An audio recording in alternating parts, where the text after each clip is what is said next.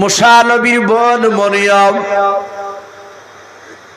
অজানার মতো ভান করে এসে বলেছিল, বাদশাহ আমি অনেকক্ষণ ধরে আপনার দরবারে আমি দেশখানা দেখছিলাম, আপনি একলা দিনে অনেকগুলো দাইমা নিয়ে আসলেন, তারা কেউ বাচ্চাকে দুধ পান করাতে পারলো না। বলে হ্যাঁ। ফেরাউন ডাক দিয়ে বলল, বিটি তুমি তো দেখতে পাচ্ছ আমি কত বড় পেরেশানির মধ্যে আছি, আমার কপালগুলো দেখো টেনশনে ঘেমে যাচ্ছে, এই বাচ্চা মশাকে কেমন করে বাঁচাবো আমি? ওই মরিয়ম মেয়েটা বলেছিল, বাদশাহ যদি কিছু মানে না করেন আমার বাড়ি অনেক দূরে, কারণ বাক্সখানা বাপজি ঘন্টা 3 লেগেছিল বাপজি স্রোতে বেঁচে আসতে, অনেক দূরে বাড়ি, আমার বাড়ি হচ্ছে নদীর ধারে। ও বাদশাহ নামদার, আমার একটা জানা দাইমা রয়েছে, আমার মনে হয় ওই দাইমাকে নিয়ে আসলে বাচ্চা দুধ পান করবে। আমি ছোট থেকে দেখেছি যেই বাচ্চারা কান্না করে চুপে নাই, মেয়েটার কাছে নিয়ে গেলে চুপে যায়। ফেরাউন বলো, তাড়াতাড়ি দাইমাকে নিয়ে এসো। লোক পাঠাবো বলে, লোক পাঠানো লাগবে না, আমি যাবো একাই। মুসা নবীর মা দরজার গুড়ি থেকে ভাবছে, বারবার থেকে দেখে মরিয়ম কেন আসে নাই। হযরত মরিয়ম দৌড়ে গিয়ে বলেন, মা। হযরত মরিয়মের মা ডাক দিয়ে বলো, বিটি রে, বলো আমার মুসা ডুবে মারা গিয়েছে কি বলো? বলে, মা আমার মুসা ভাই মারা যায় নাই, আমি একটা আশ্চর্য ঘটনা দেখলাম। বলে, মা। বলে, বিটি কি ঘটনা বলো? বলে, মা গো আমার ভাইকে দেখলাম ফেরাউনের বাড়িতে। বলুন সুবহানাল্লাহ। জাত বাপজি ফেরাউনের নাম করেছেন। হযরত মুসা নবীর মা হাওমা করে কেঁদে উঠে বললেন, ওরে আমার বিটি শুনে নাও, যার ভয়ে আমি নদীতে ছেড়ে দিয়েছি সেই তার বাড়ি থেকে পৌঁছালছে। বলে, হ্যাঁ। ওগো মা, ফেরাউন আমার ভাইকে মারবে না, আমার ভাইকে বেটা বলে মেনে নিয়েছে, তাই আমার ভাইকে অনেক মেয়েরা দুধ পান করালো, কারো কিন্তু স্তন মুখ লাগাই নাও। ওগো মা, আমি তোমার কথা বলেছি দাইমা, আমি বলি নাই তোমার ছেলে। আমার মা আছে এই কথা বলি নাই। মা তোমাকে একটু অভিনয় করা লাগবে। বলো তুমি অজানা ভান করে দাইমা সাজিয়ে বলো আমার ভাই মুসাকে তুমি দুধ পান করাবে কিনা?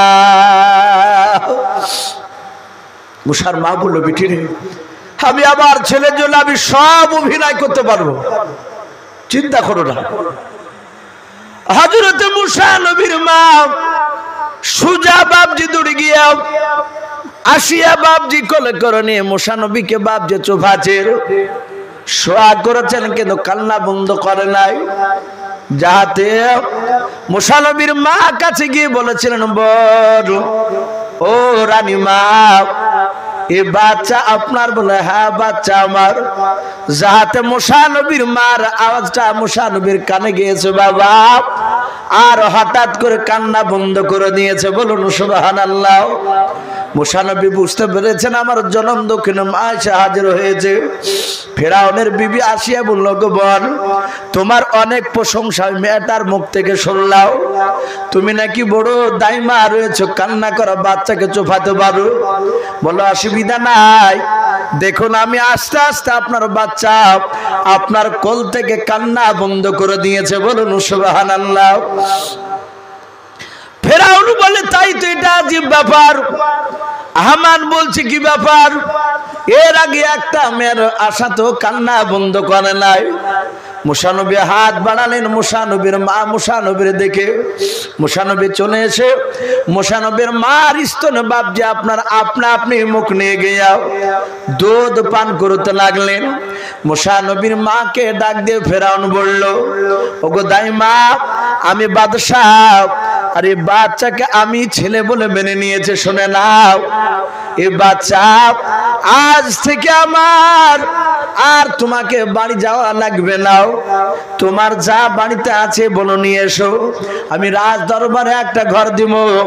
আমার ছেলে যতদিন দুধ পান করবে ততদিন আমার দরবারে খাবা, আমার দরবারে থাকবা, তুমি চিন্তা করবে না। জোরে বলুন সুবহানাল্লাহ। আল্লাহ বলছেন বান্দা, আল্লাহ বলছেন এই ফেরেশতা দেখ, ওই ফেরাউনের বাড়িতে মুসা নবীর গোটা বংশকে আমি খাবার খাওয়াবো।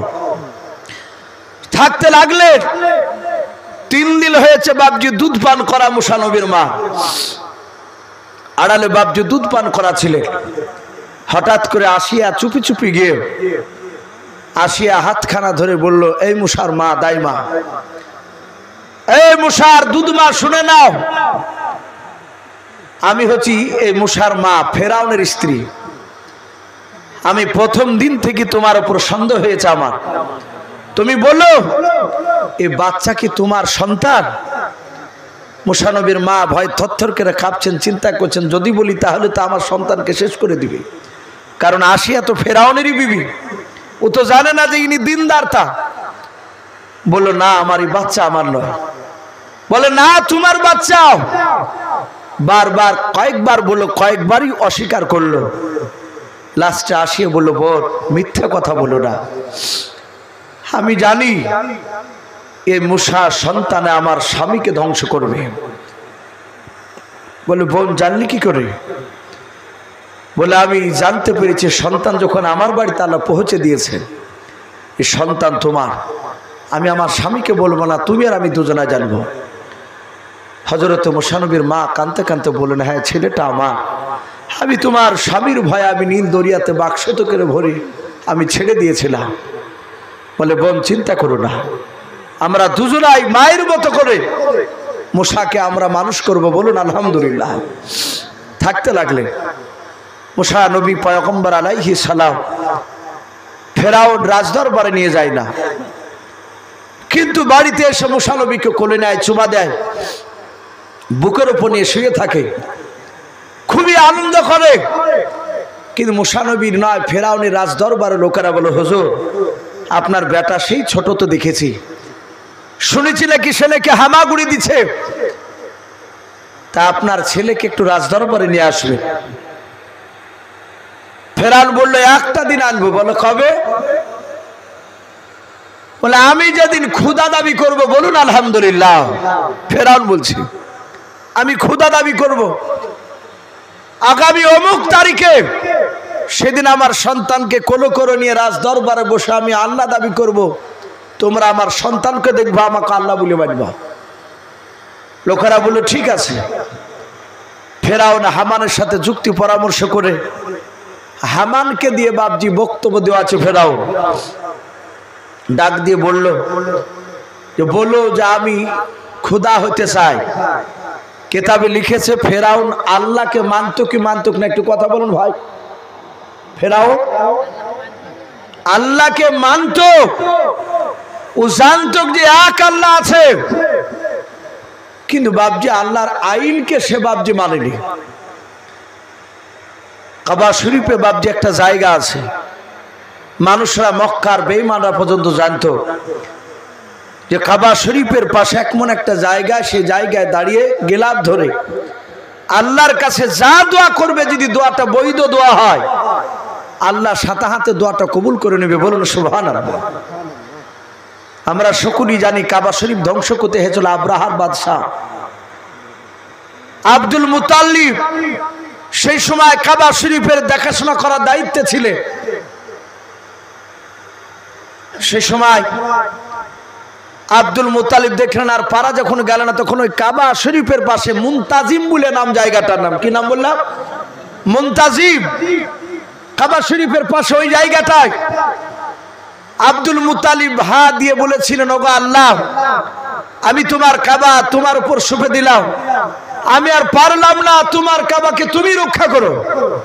কে রক্ষা করেছিলেন কথা বলে? আমার আল্লাহ আব্দুল মুতালিবের দোয়াকে কবুল করে নিয়েছিলেন। আবাবিল পাখি দিয়ে আব্রাহা বাদশার হাতি টাতি ললস্ক সামান্য ছোট ছোট পাথর দিয়ে শেষ করে দিয়েছিল।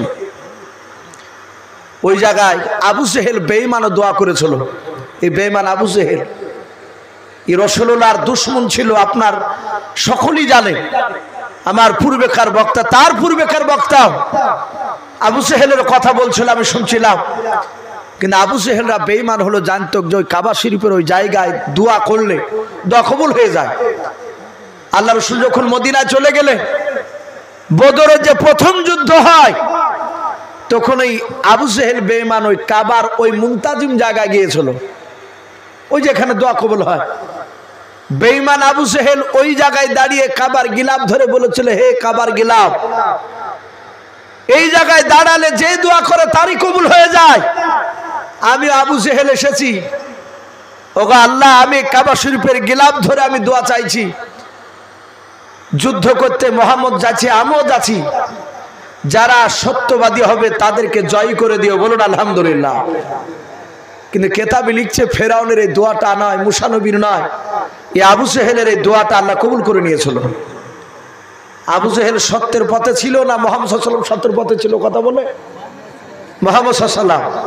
আর আবু জেহেল ওই জায়গাতে দোয়া করেছিল, আল্লাহ যারা সত্যের উপর আছে তাদেরকে জয় করে দিও। আবু জেহেল ভেবেছিল মনে হয় আমার দিনটাই সত্য, কিন্তু আল্লাহ কবুল করে নিয়েছিল আর দোয়া, যে আল্লাহ রাসূলকে জিতিয়ে দিলেন, আর আবু জেহেল সেখানে মারা গেল। তো ভাই আমি বলছিলাম ফেরাউন নয়, এই ফেরাউন বেঈমান কেতাবে লিখেছে, সে যখন খোদা দাবি করতে চাইলো তখন লোকেরা, তার হাজার হাজার লোকেরা বলল আমরা আগামী কালকে বলবো। সব লোক সেখানে জড়ো হয়ে বলল, বাদশাহ আপনাকে বড় বাদশাহ বলে মানি, কিন্তু আপনি খোদা হতে চাইছেন? বলে হ্যাঁ। বলে আমি আল্লাহ হতে চাই। সাথে হাতে বলল যে আমরা আল্লাহ সেদিনই তোমাকে রাজ দরবারে খোদা বলে মানবো, দাবি করব। ওই যে নীল দরিয়ার পানি, এই নদীর পানিটা দেখতে পাচ্ছ? বলে হ্যাঁ।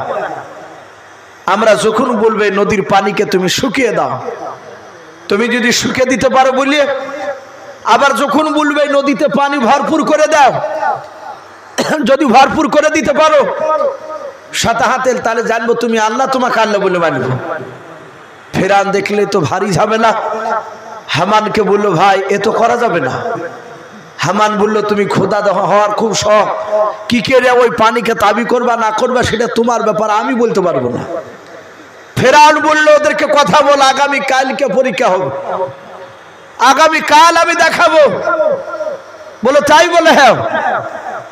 ফেরাউন বলল হামানকে প্রচার করে দাও, আজকে রাত 9টার পর থেকে নিয়ে একবার সূর্য ওঠার আগ পর্যন্ত আমার দেশের একটা লোক যেন বাড়ির দরজা থেকে যেন বাইরে না বেরোয়, আর যেই বেরোবে তাকে জবাই করে দেওয়া হবে। ফেরাউনের লোকেরা প্রচার করে দিল, আর এরাও জানে লোকেরা এ মাথা মোটা বাদশাহ, ই যা বলে তাই করবে। সাথে হাতে বাপজি এই কথা যখন বলল, লোকেরা সব ভয় ঘরের ভিতরে আছে, এমনকি হামান পর্যন্ত। ফেরাউন রাত 9টার পর বাবা রাজ দরবার থেকে বেরিয়ে পড়ল। বেশ কিছুটা বাপজি গ্রামে তাকে দেখলো, কেউ নাই, সবাই বাড়ির ভিতরে আছে, রাস্তায় ধারে কেউ দাঁড়িয়ে নাই। ফেরাউন সোজা বাপজি নীল দরিয়ার ধারে, নদীর ধারে চলে গেল। ওই গভীর রাত্রি বাপজি নদীর ধারে গিয়াও ফেরাউন আপনার দিনের বেলা জানতো ওই নদীর ধারে একটা গুহা আছে, ছোট্ট একটা গুহা। ওই গুহার ভিতরে ফেরাউন বাপজা আপনার ঢুকলাম। ঢোকার পর মাথাটা উঁচু করে ডান দিকে বাম দিকে সামনে পেছন দিকে চারিদিকে তাকে দেখলো কেউ আছে কিনা, তাকে দেখলো কেউ না, ফেরাউন একাই। ফেরাউন ওই জায়গায় সিজদায় পড়ে আল্লাহকে ডাক দিয়ে বলতে লাগলো, ওগো কাবার মালিক, ওগো আল্লাহ, তুমি ওহু আলা কুল্লি শাইইন কাদির, তুমি সর্বশক্তিমান।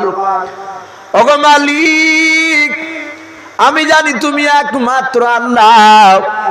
ওই নদীর পানি তোমার ইশারা ছাড়া কারো ইশারা কাজ চলবে না। ওগো মাওলা, আমার বড্ড বড় তামান্না, মনের বাসনা, আমি হাজার হাজার লক্ষ লক্ষ লোকের মধ্যে থেকে আমার দেশে আমি খোদা দাবি করব, এটা আমার বড় তামান্না, বড় মনের আশা। ওগো মাওলা, তুমি আমার নীল দরিয়ার পানিটা, ওই নদীর পানিটা তুমি আমার তাবে করে দাও, বলুন আলহামদুলিল্লাহ। ফেরাউন এইভাবে বাপজি দোয়া করতেছিলাম, আর ডেকে বলে আল্লাহ, কিয়ামতের ময়দানে তুমি যা শাস্তি দিবা তা আমি ঘাড় পেতে আমি মেনে নেব। কিন্তু দুনিয়াতে আমি খোদা হতে চাই। ফেরাউন সেজদায় পড়ে কাঁদতেছিলেন বাবা, আর পেছন দিক থেকে একটা মানুষ, আল্লাহর ফেরেশতা, মানুষ রূপ ধরে আসার পর ফেরাউনের পিঠে হাত দিয়ে বললেন বাদশা নামদা। চটকে উঠে দেখলেন ইয়া বাকে রে, ই জানলো কি করে যে গুহাতে আছি আমি? এটা আমার গুমর সব ফাঁস হয়ে গেল, এ তো জানিয়ে দিয়েছে লোকে। ফেরাউন বলে এই তুই কে? এই কে? তুই জানিস না আমি ফেরাউন বাদশা? আমি বলেছি রাত 9টার পর যাকে পাওয়া যাবে তাকে জবাই করা হবে। বললো ভাই গলার আওয়াজ নিচু করো, আওয়াজ নিচু করো, তুমি আমাকে চিনো না, আমি একজন মুসাফির। বলুন আলহামদুলিল্লাহ। আমি তোমার দেশের নাগরিক নয়, আমি তোমার দেশের বাহির। কেন? কথা সত্য মিথ্যা নয়। ফেরেশতা জিবরিল দুনিয়ার কোন নাগরিক হতে পারে কথা বলে? তাই উনি কৌশল করে বলেন আমি তোমার দেশের নাগরিক নয়। বলে ভাই তুমি কে? বলে ভাই আমি চরম একটা সমস্যায় পড়ে আছি। বলে কি? বলে তাড়াতাড়ি বলো। মানে ফেরাউন ছটফট করছে, ওকে তাড়াতাড়ি ওখান থেকে তাড়বি। বলে ভাই একটু তাড়াতাড়ি। বলে আমিও বড় পেরেশানের মধ্যে আছি। বলে ভাই তুমি যা পেরেশানের মধ্যে আছো আমি তো শুনলাম পেছন দিক থেকে। ভাই আমি পেরেশানে আছি, আমার বাড়িতে একটা লোক যদি চাকরগিরি করে, কাজ করে, সে আমার বাড়িতে খায়, আমার বাড়িতে পড়ে, আমার বাড়িতেই শুয়ে থাকে। আবার আমি যাহা তাকে বলবো যে ভাই কাজ করো, আরো কাজ করে না। তাহলে ওই লোকটাকে কি করা যায় একটু বলেন তো ভাই? আমি এইটুক সমাধান লেগে এসেছি আপনার কাছে। বলে এই সামান্য কথাটা তুমি জানো না? পাগলা লোক কোথাকার, আমার বাড়িতে খাবে, আমার বাড়িতে থাকবে, আমারই আবার পোশাক পরবে, আর আমি হুকুম করবে আর শুনবে না। আমার মন বলে যে তাকে ধরিলি সে নদীতে ডুবিয়া তাকে পানিতে চুবিয়ে চুড়ে ডুবিবে মানুষ। আর ফট করে অমনি জিবরিল পকেট থেকে কাগজ আর কলম বার করে বললেন ভাই আমি ভুলে যাবো, একটু তাড়াতাড়ি সই করে দেব। ফেরাউন কিন্তু শিক্ষিত ছিল, ফট করে বাপজি সে সহি করে দিল। সহি করে দিয়ে বললো ভাই এ তোর হাত ধসি পা ধসি যেন গ্রামে যেন প্রকাশ করিস নি, বলিস নি যে আমি এখানে সেজদা পড়ে আল্লাহর কাছে কাঁদছি। তা বলে না না আমি কাউকে বলবো না, কেউ জানে না, তুমি আর আমি আর আল্লাহ ছাড়া। ফেরাউন বলে ঠিক আছে। বাদশার কাছ থেকে বাপজি জিবরিল আলাইহিস সালাম অদৃশ্য হয়ে গেলেন। ফেরাউন সকালবেলায় বাপজি সে চিন্তা করতে পেরেছে যে হ্যাঁ আমার কথা চলবে নদীতে। বলে অসুবিধা নাই হামান, আমি রাজি আছি। তো কেতাবে লিখেছে ওই একটা নদীর পানিকে ফেরাউন বলেছিল যে শুকিয়ে যা, আর শুকিয়ে গিয়েছিল। আবার লোকেরা বললো পানি এনে দাও, আবার যাহাতে বললো পানি হয়ে যা, মানে আগে তো রাতি তো সব কথাবার্তা কয়ে এসেছে আল্লাহর সাথে। আবার বাপজি পানি দিয়ে ভরপুর হয়ে গেছে, যাহাতে হয়ে গেছে। লোকেরা বললে হ্যাঁ এবার তোমাকে মানা যাবে। বললো শোনো আগামী কাল আসবো সেই বেটা মুসাকে নিয়ে। মুসা আলাইহিস সালামকে তার বিবি আসিয়াকে বলল আসিয়া আমার বেটা মুসাকে ভালো করে পোশাক পরে দাও, সাজিয়ে দাও। সাজিয়ে দিয়েছে মুসা নবীকে কোলে করে নিয়ে। ফেরাউন বাপজি তার রাজ দরবারে বাপজি বসে আছে, হাজার হাজার লোক ক্ষুধা দাবি করবে। ফেরাউন মুসা নবী পয়গম্বর 2.5 থেকে 3 বছরের বাচ্চা, হামাগুড়ি দিছে। কেতাবে লিখেছে মুসার জামানায় বয়স মানুষ 200 থেকে 250 বছর পাতক। বলুন আলহামদুলিল্লাহ। 200-250 বছরের মোকাবেলায় 2-2.5 বছরের বাচ্চা মানে একেবারে ছোট। মুসা আলাইহিস সালাম আপনার কোলে আছে। কেতাবে লিখেছে ফেরাউনের মুখে দাড়ি থাকতো। আজ বর্তমান আমাদের বাপজি আপনার মানুষরা হয়তো দাড়িকে গুরুত্ব দিইনি। আগেকার বাদশারা তারা দাড়িকে কাটতো না।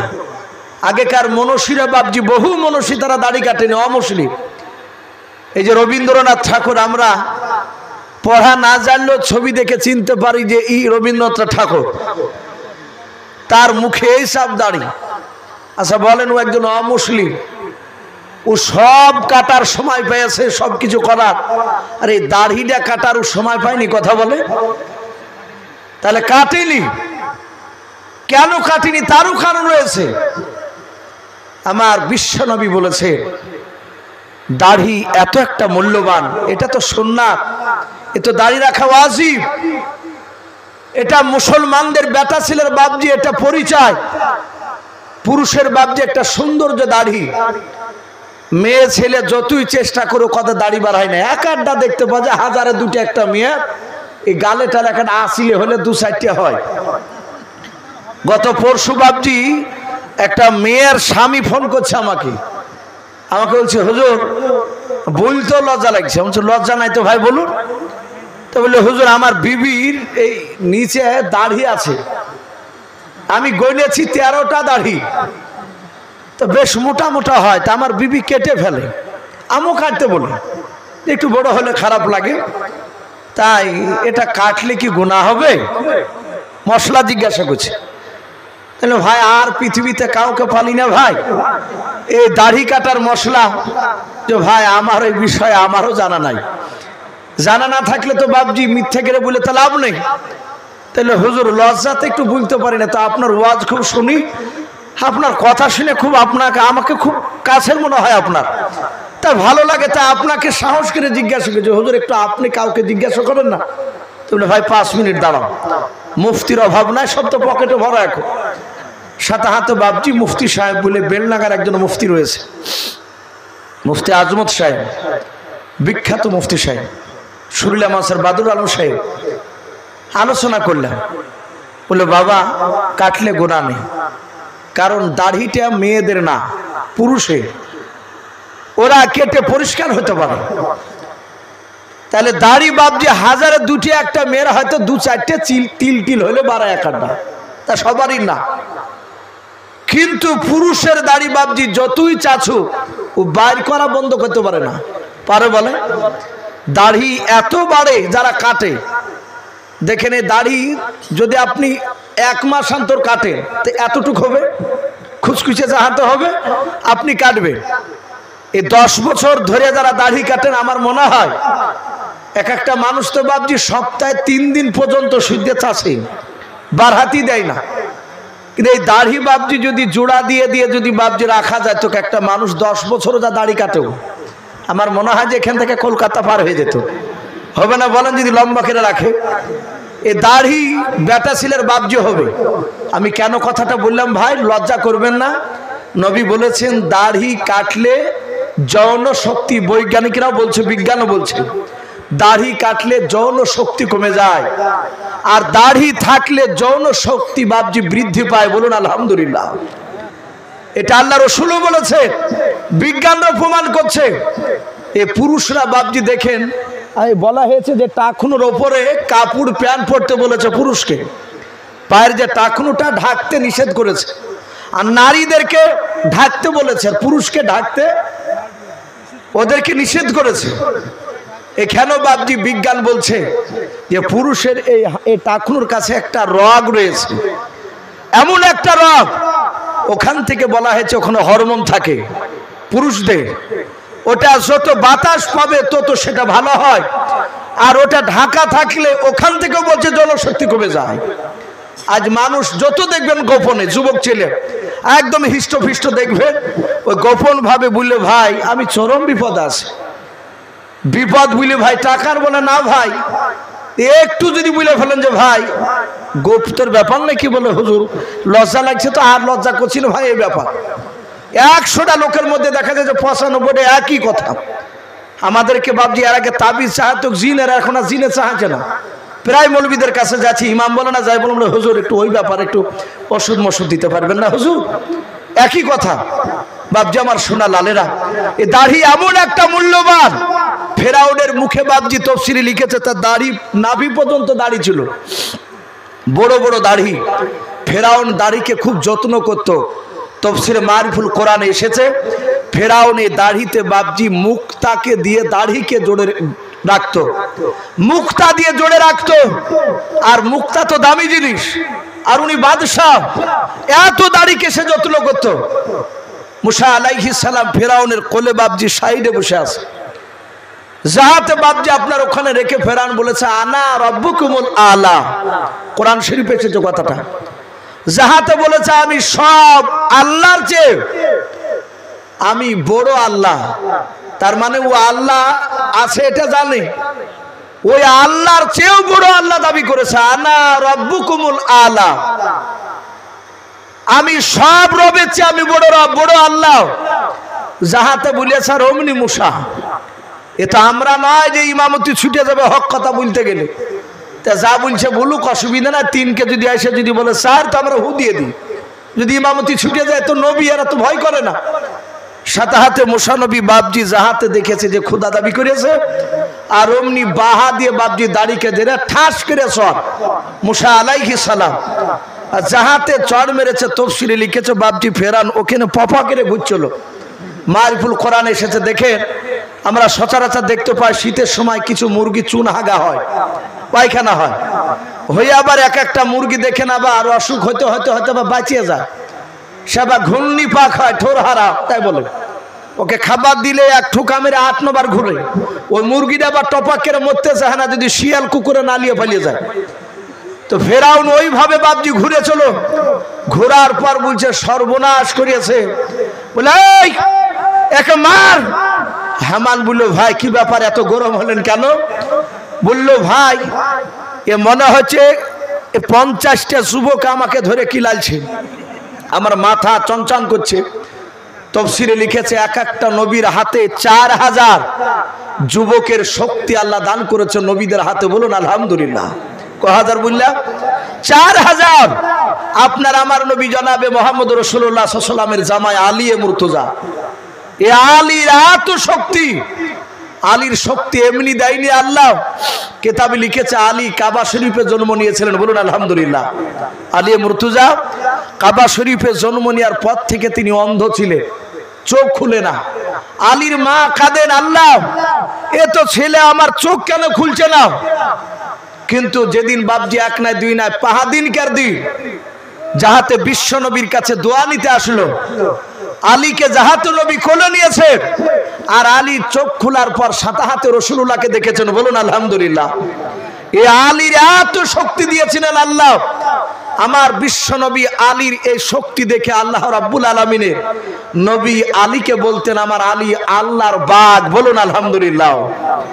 আল্লাহর বাগ বলতেন, এভাবে টাইটেল দিয়েছিলেন। নবীর একটা চাচা, আপন চাচা আমির হামজাকে রাসূলুল্লাহ বলতেন আমার আল্লাহর সিংহ। তাদের বাহুতে 50টা যুবকের শক্তি ছিল, 50টা যুবকের। আর নবীদের হাতে বাপজি কহাজার যুবকের বললাম 4000।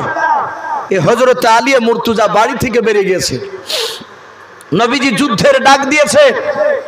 হযরত আলীর স্ত্রী রাসূলুল্লাহর কলিজার টুকরা বিটি ফাতেমা, নবী বললেন ওগো মা ফাতেমা, আমার আলী ঘরে নাই?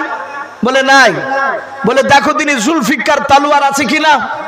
আলী যে তলোয়ারটা নিয়ে যুদ্ধ করতেন সে তলোয়ারটার নাম কি বললাম? জুলফিকার। এ তলোয়ার জুলফিকার ও 2 দিকে কাটতো, ও মারতো তাও কাটতো, আবার এমনি করে তুলতে গেলে অপর দিয়ে কাটতো। আমরা বাঞ্চা বলি না, ওই গাছ কাটা খরাত, যাতো কাটা আসতেও কাটে। এই জুলফিকার তলোয়ার এত তেজে ছিল। হযরতে ফাতেমা তো জোহরা বলছেন আব্বা আপনার জামাইয়ের তলোয়ার ওই তো ঝোলা, ওই তো ঝোলানো আছে ঘরে। রাসূলুল্লাহ জানেন যুদ্ধের ডাক শুনলে আলী আর থাকবে না, দৌড়াবে।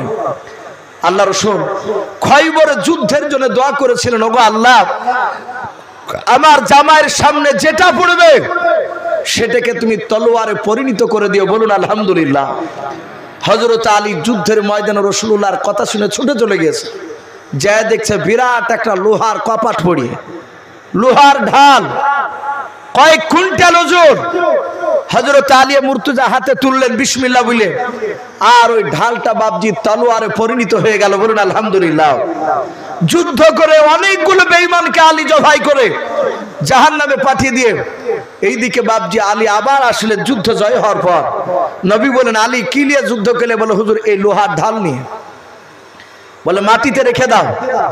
মাটিতে রেখে দেয়া রাসূলুল্লাহ বলেন আলী এবার উঠাও ধরি। আলী আর ওই ঢাল আর উঠাতে পারছে না। রাসূলুল্লাহ মুচকি মুচকি হাসছেন আর বলছেন আলী এখন তোমার শ্বশুর মশাই দোয়া নাই। বলুন আলহামদুলিল্লাহ। সেই ঢাল রাসূলুল্লাহ 2 হাত দিয়ে তুলে দেখে দিলে। আল্লাহ বলছেন আমার বিশ্ব নবীদেরকে প্রতিটা নবীর হাতে আমি 4000 যুবকের শক্তি দিয়েছি। হযরতে বাপজি মুসা আলাইহিস সালাম মেরেছে নবীর মা ফেরাউন বলল, আমার মাথা যন্ত্রণা শুরু করেছে, আমি সহ্য করতে পারছি না। আর হামান বলছে, ভাই এ তো আপনারই বাচ্চা, এ তো লোকে শুনলে লোকে পাগলা বলবে, আপনি থেমে যান, এ পাগলামো করেন না। ফেরাউন